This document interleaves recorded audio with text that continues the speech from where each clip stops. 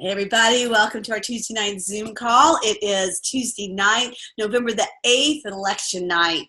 And so a couple of things that I wanted to share, and then we'll get off the phone to look at the poll results. But wanted to find, I know, right?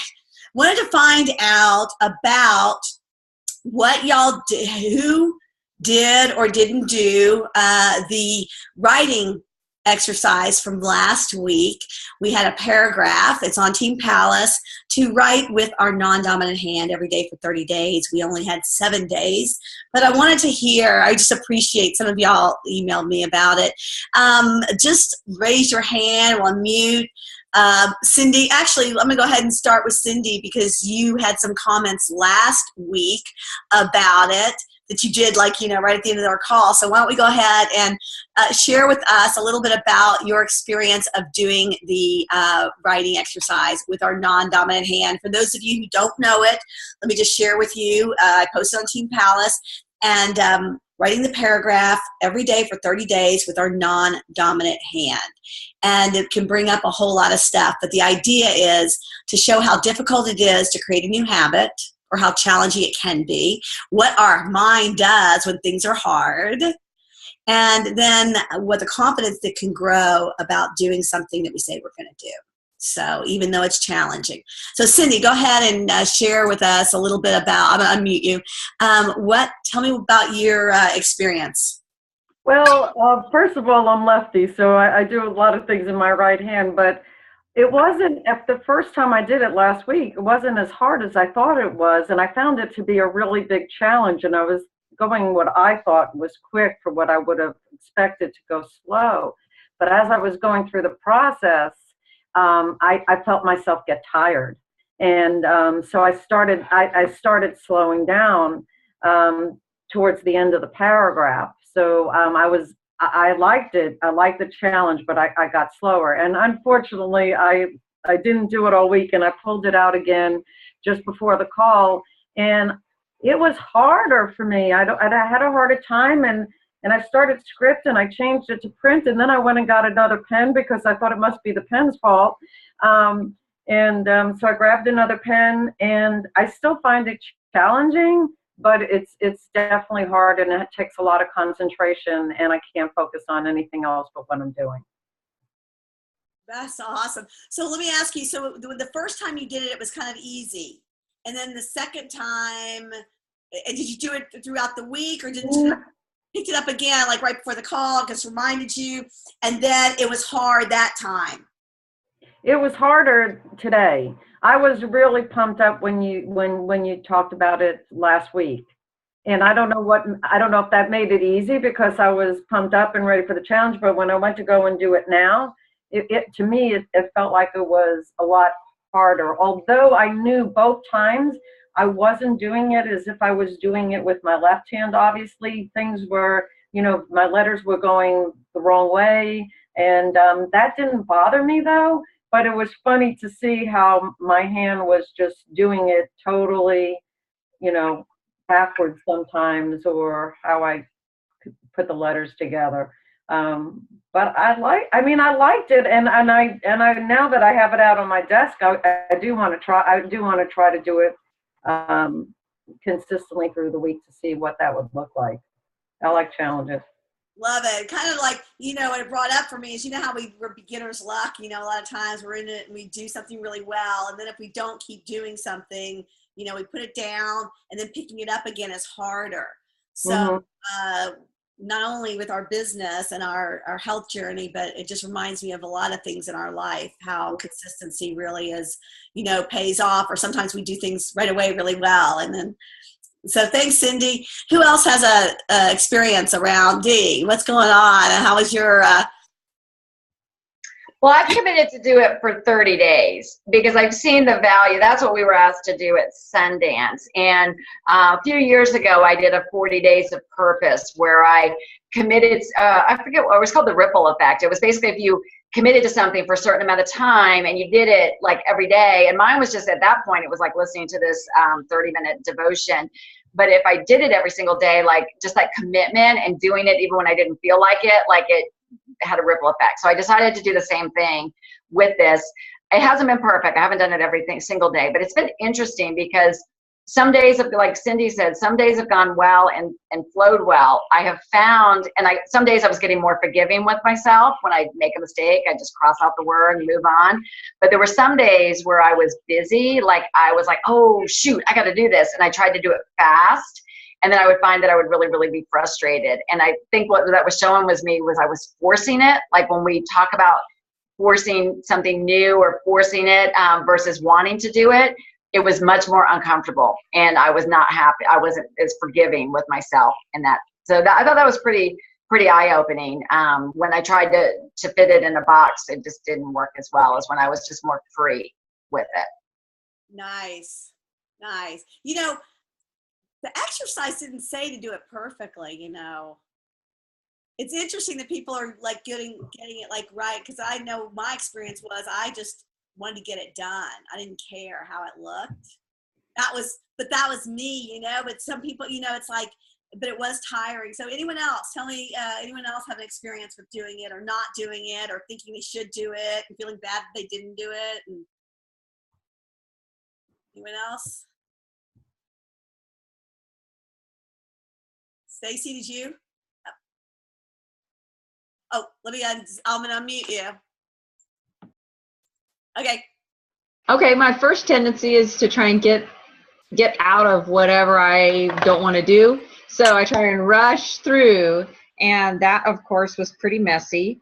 And then I've done 5, and I just started doing the 6th one, and I noticed that as I go, I try and do it better each time. And so maybe that's a pattern for me, you know, because when I don't want to do something, I try and rush through it, and I don't want to take my time. And then as I get going, maybe I try and do a little bit better as I go. Maybe that's a pattern. I also am curious, what are we talking about here? It says these habits, these new habits, and yet I wasn't at the seminar, so.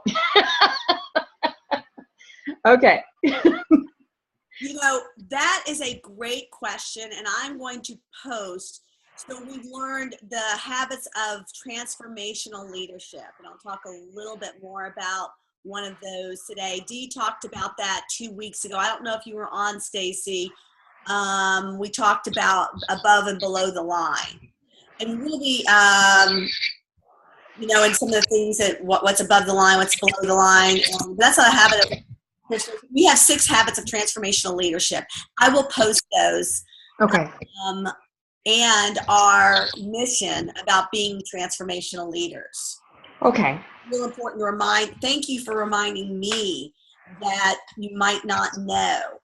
And that's a great thing. So we have these habits of playing above the line, of being from the future, acting the now, and some of them are difficult to do. And so anyway, but I'll post those.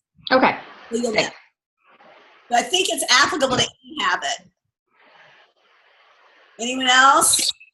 Thank you. Oh, Stacy, I love that. That was really cool, because what you said is I kind of resisted doing it, but then I did it. And then you did 5 out of 7 days. I got to say, that's better than I did. So I got to tell you.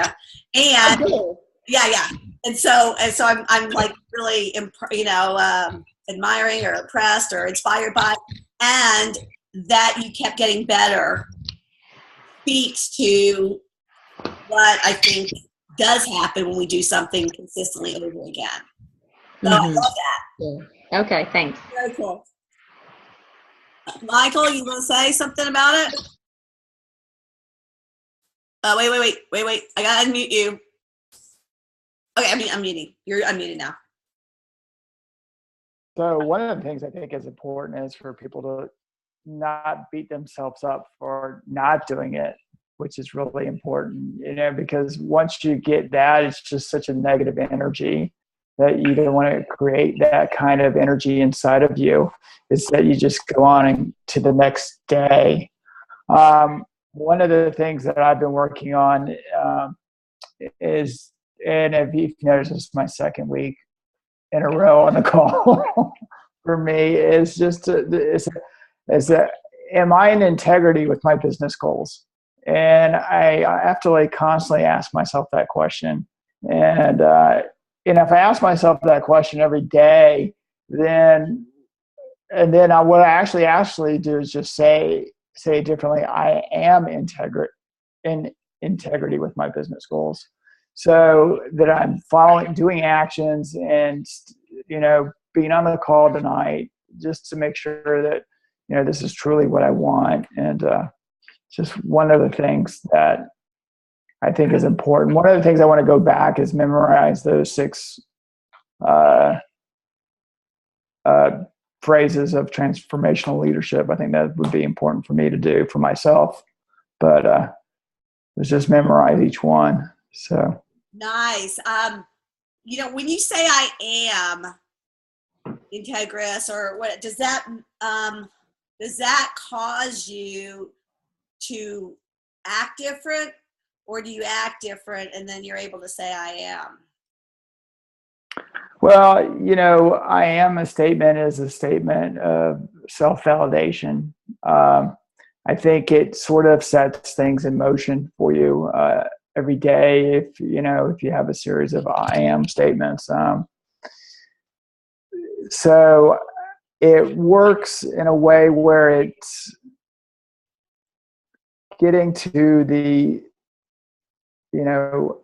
not the subconscious, but you have your conscious and your subconscious levels, and and your subconscious is always talking to you, and then your consciousness is what your actions are outside. And so I think the I am statements are trying to get to that subconscious, but they don't completely do it. And but it's a way of getting there. Love I don't that. know. Yeah. Very good. Well, that's a really good way to say. That's a really good thing, because I know that we have that. I love what you said about the negative. Whenever we beat up on ourselves for what we don't do, we create a negative energy that propels itself. And so I'm going to share something later on tonight that we learned in Sundance that maybe gets in our way. So thank you for that. And thanks for being on the call, because you add so much. So thank you. So going out, so this stuck with me, going out, voting today. And I know I went into the box. I'm like, I knew who I wanted for president, but I didn't know all the senators. I didn't know all the amendments. I didn't know. And I felt, I go, do I have to answer this if I don't know? And I felt so irresponsible that I'm going in and voting on something that I don't know enough information about. And so that brings me, to, and my daughter, of course, voted her for the first time. So she's saying, did you vote? Who'd you vote for? And she says, did you vote for this? And I said, did you vote? You voted no for this, right? And I'm going, I think I voted yes. Like I read it and it seemed to make sense to me. And I was like, and she was, oh no. My friend told me not to do that because, as a teacher, she'd be out of a job or something like that. Anyway, so I didn't, and I remember seeing the ads in the newspaper, but, and so how often do we listen to do we, one, not get enough information? 2, do we not ask enough questions? 3, make decisions on very limited information, maybe what we saw in an ad or what we think. And so it made me feel like it just sparked what I'm thinking about with growing our business. And so one of the things that everybody here is a coach, and you became a coach for a reason. And during the holiday time, one of the things I wanted to do, just expand my business, because I think that expansion is a good thing. And if we don't expand in the conscious areas that we want, our unconscious expands. And I use this a lot, this analogy with clients, and I don't say this to them, but when people lose weight, when their waistline shrinks, if something else in their life doesn't grow, and expand, they're going to gain the weight back. Something will expand. Something's going to expand. And so I think that that's what we have to do with our business if we're not expanding and growing. So I wanted to, I don't know if I should say this, I think we'll go on. So one of the things I want to talk about is why would someone become a coach? And I'm going to share a little bit more about that next week too. We'll have a guest speaker on there too. And so think about why you became a coach and what it's done for you. I mean, even, Stacy, you have one client, your husband. And you may have more clients. I don't know. You have maybe more, but you have three clients, sorry. Only 3 clients, well, whatever. So you haven't changed the world yet, but you're more in touch with your habits and you've got more likes than anything else. I mean, come on. So, I mean, if for nothing else, someone that wants a lot of likes, like that would be your patient. I'm just kidding. But so if we think about why we became a coach and who we can impact, and our businesses require a lot of investment.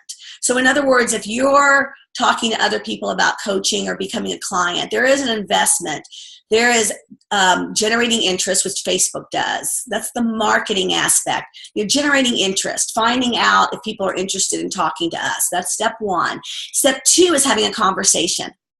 And too often we're so eager to have the conversation that we don't know enough about if it'd be a good fit for them. So really uncovering and really exploring how we're expanding, because during the holidays, it's a good idea to look at people who want to become a coach. Look at expanding our business in the way of coaches, because one, it gears them up for one. Clients maybe are a little more resistant. Now, we'll talk about that too, because November's a great time to get clients. December's a great time to get clients. And people who come on during those months are the ones who really want to change. They're not looking for the diet quick fix. They're the ones who are looking at health in the overall, losing weight in the overall capacity of gaining health. So just know that, and we can talk a little bit more individually around that, but know that that's who you're looking for, is those people who are looking to gain health. And because every person is going to have there's always going to be a birthday. There's always going to be a holiday. The diet mentality has us think, I remember when I used to diet. Okay, well, after this wedding. Okay, after this, after that, after this. There's always something. And so we really I like to teach people that, thin people eat cake. They have birthdays, they go out. So how do we fit pleasure into our overall lifestyle?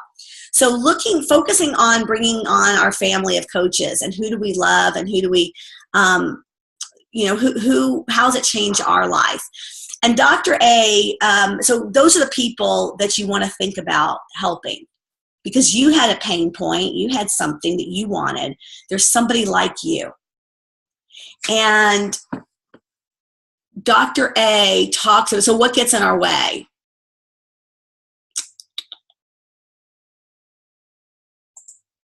Oh, sorry. Hold on. I think I don't know if anybody else is going to speak, but yeah, go ahead. I'm gonna share my screen. But go ahead. I thought, wow, you were going to share your screen. Okay. Well, I think a lot of it has to do with negative self messages like scarcity, problems like I don't have enough time, I don't know enough people.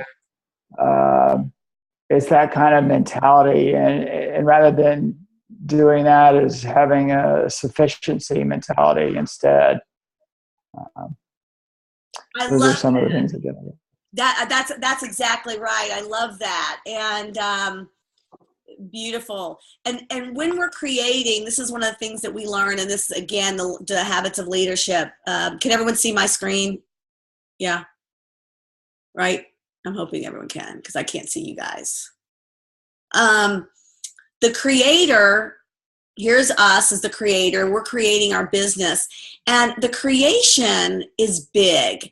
So in other words, when we're looking to bring on a team of people and bring on, grow our business, expand our impact, basically, if we can touch more lives, we can make more of a difference for people. If we don't have a desire to make an impact, don't be in the business, really. Don't start a business. But if you want to, this is a way to do it. Now, so we're creating something that's bigger than us. We have a mission to serve people in a way that we know that has served us, given us, a little boost in our joy, to learn new skills. Hold on a second. How do I get rid of this? Okay. Now, this tends to happen. This is the unconscious, what you were talking about, Michael. Ego-based. What happens is when we, as the creator, gets too big, and so we shift our focus from the creation, creating a business that's we can leave as a legacy to our family, creating a way to generate some extra income to invest in stocks or real estate, or, we don't have to go full time. We don't have to change the world. We can just make $1,000 extra a month to take our kids on vacation. So that's the big thing that we're creating. But what happens is we get big and we think about, how do we look? What are people thinking about us? We'll never get there. The negative self-talk that Michael was talking about. When we make it about us, and Michael, you did that, set it up perfectly. When we think about us, look what happens. And we will never make an impact on anybody. We'll never be able to serve somebody when the creator, us, is bigger than our creation. So if we can get out of our own way around that and keep the focus on our creation, I think that we will be able to make such a bigger impact. And now I can't get out of this. Dee, do you have anything you want to share? Because you were in Sundance, and this was a big thing that we talked about. And Dr. A is talking about this with his new book as well. Well, yeah, I think it really just reinforces this conscious versus unconscious behavior. And, it's unintentional, I think, when anybody slips into what you're describing about, when it becomes more about you, what will people think, whatever. Well, we've taken our focus off the fact that what we have to offer can help so many people. And I mean, I know personally, I had to grow in that area when I decided I wanted to grow and move into be like integrated, which built a lot of stability. I mean, that really just involved putting myself aside and investing in my coaches. What do they need? And then, that kind of what, helping other people and putting them first. And when you do that, because then you realize the impact that you're having on others, and that's huge. And then you kind of want to multiply it. It's like, wow, I help that person. I mean, I would love to do that for somebody else. So that's kind of my take on it. And don't you have to be mindful all the time, because there is that discouragement that comes up. There is that, some days, everyone says yes, and everyone's, and then some days people just say no and they're not interested. And if we go to that discouragement, it's okay to feel discouraged and let down, but if we stay there, then we're big again, right? And there's like Michael said it well, just staying mindful in this habit, of doing something every day, which is, touching our business, which is making a difference for somebody, keeping our mind on the creation as opposed to us, the creator. Does anyone have any questions around that? My screen's not doing too well. I don't want to. Any questions?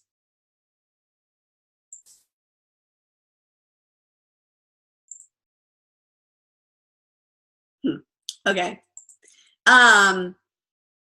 So one thing I wanted to share, another thing is, this was a really good analogy for me about lining up with what it is we want.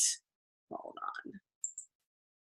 You know, I just thought about posture, and I don't know if anybody has been listening to, and I hope everyone does, decide to listen to and take the time to listen to Monday night's calls, the training calls, because one of the things that I learned from listening to leaders is the posture that they keep and how they look at what they're doing. And I learned from that. And so it allows me to lead from my future, to think about, oh, that's what they think. Okay, I see where they're coming from.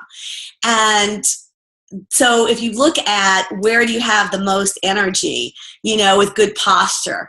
And so notice when, and this maybe can be a little analogy around what you guys are, you know, what Michael was saying, you know, and D, unconscious or unconscious. So anyway, and when we go unconscious, sometimes our habits and our posture can slump into some of these areas. So, and think about how this feels. I got another one too, you know, sitting slumped, right? If you look at this versus this. So keeping in right alignment with our thoughts is really important. So I wanted to, let's see, stop share, get everybody on here. So I wanted to share with everybody. Liz, are you around? I'm here. I just have a poor internet connection, so if I cut the video stream off, it works better. So, but I'm here. All right. So, Liz, will you just share real briefly, and then I want to share with people what my new incentive is about. What people, you know, you've been doing a lot of research around why people become coaches and what that was for you, and what the opportunity is for people maybe that want to build a bigger business. Yes. So,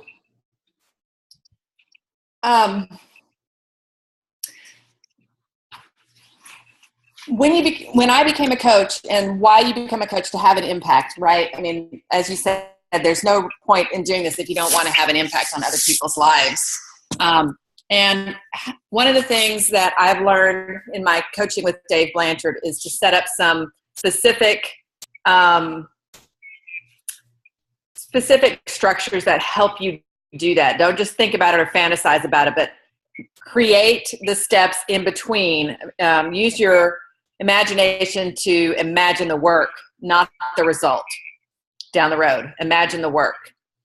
So when we talked about that, building a bigger business and having impact, it's imagine the work of having an impact. For me, requires some kind of structure, daily structure, monthly, quarterly, yearly, and it just being able to focus on those time units helps you helps me get out of the, okay, I'm going to build a big business, and that big business is down the road and it's too much of a fantasy. I'm not there yet, right? So in order to work on the millimeters that are between now and that business where I have a lot of impact, put some structure in place. So for me, that means daily touching my business, and I have a structure for what I do daily. Monthly, it means doing my map. And you can pick your own monthly, you know, whatever they are, but for me, it's monthly, touch your business every day in 3 specific ways. Monthly, it's doing my map. Quarterly, I've got the different events that I qualify for or am invited to or can go to. So Go Global is one of my quarterlies, right? Other quarterlies will be variable, but they're checking up on my business. They're either a professional investment in my professional training, or they're an evaluation of my business. And then, of course, annual, it's going to convention, right? And creating that priority system right away, so that right at the first of the year, I know, I mean, of course, you know, I didn't go to my first convention my first year, right? That was a big mistake. So, if I'm getting at what you had hoped to, Susan, with this, it's getting to if you want to have impact and you want to grow a business, don't fantasize about the result, but imagine the work in between and put some structure on that imagination so it actually you're paying attention to the steps that go between now and getting you there. Don't go beyond those steps that are the in between. And for me, that's that kind of structure. That's awesome. Is that helpful? Yeah. Would you share about, where you kind of took this, because he does some marriage. Where I got it from? Yeah. So I like that because we can kind of see what that looks like. So go ahead. What does he talk about? Where'd you get it from? Right. So when you work with Dave, he'll always tell you that it's important. Your business is important, but it's no more important than the relationships in your life. Right. And so he talks specifically about marriage. And this is his pattern that he advises couples on. They do couples retreats as well.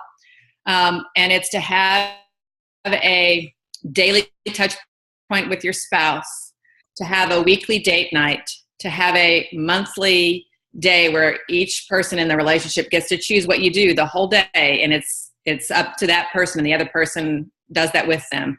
Quarterly, you have a one night out, an overnight away from everybody, and then once a year you have a 7-day couple only trip with just your spouse or your partner.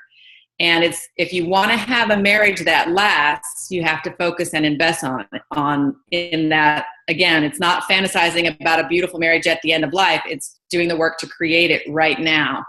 And that kind of structure resonated with me, and Al and I are doing it in our marriage, but it's also, I immediately applied it to business because it works for anything that you care about, and you want to have something that's incredibly meaningful to you, and you want to have it have a lasting impact. So it came from the marriage context, and I translated it into my business.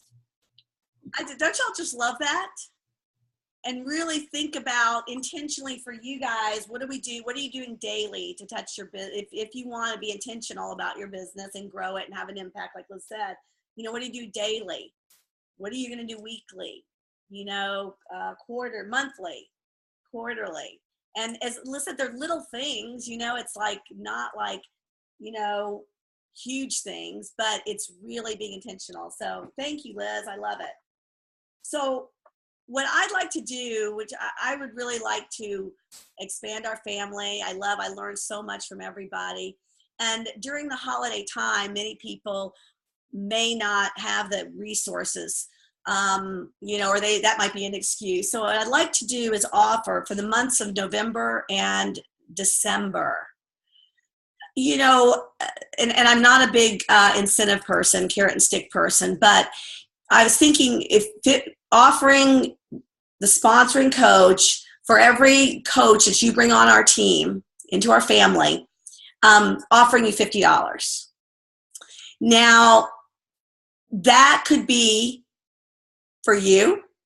That could be, you can give it to a person who would like to be, toward their coaching kit.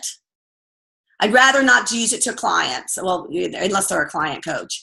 But, or you can split it, give 25, you keep 25, and, toward holiday or whatever. So, for the month of November and December, I would love to do that. And it's scholarship. They'll have to do it, and I just write a check, to y'all, for that. And it'd be real, and requirement is they have to come on the call to be introduced them. We have to meet them. They cannot be on our team and we don't get to know them, because it's only fun to get to know them, and hear them and hear what they're about. So anyway, that's what's going on for November and December. And then usually what happens when you look to grow is all the reasons you're not growing come right up to be dealt with. They just right in your face, and then you can look at it. And so it's kind of fun if you like that kind of thing. Personal growth stuff. Anyway, any other questions? Yes, Marcia. Hold on. Oh, I'm meeting you. Yes, Marcia? I just want to announce that I don't know if people read it in Coach Connection, but the nurse call is no longer going to be on Monday nights. It's going to be combined with the doctor call. We're going to be doing a joint call together on Wednesdays, and that'll be followed by the Habits of Health call on Wednesdays, and then that'll be followed by a trilogy presentation. Cool. Would you So post that'll be Wednesday. Would you post that on Team Palace for us? That would be awesome. Sounds great. Absolutely. And the exciting thing is we're going to be able to I'll be able to host a Habits of Health call. Perfect. Wonderful. Awesome. Well, thank you. Yes. Yeah, post it and sure the numbers. I don't know if the numbers are the same. I don't know if the times are the same, but that's a really neat, I'm going to find it out. We're doing a Zoom on Thursday. So as soon as I know, my team will know. Perfect. Thank you so much, Marsha. You're welcome. Thanks, everybody. Good night. Appreciate all your attention and intention. Good night.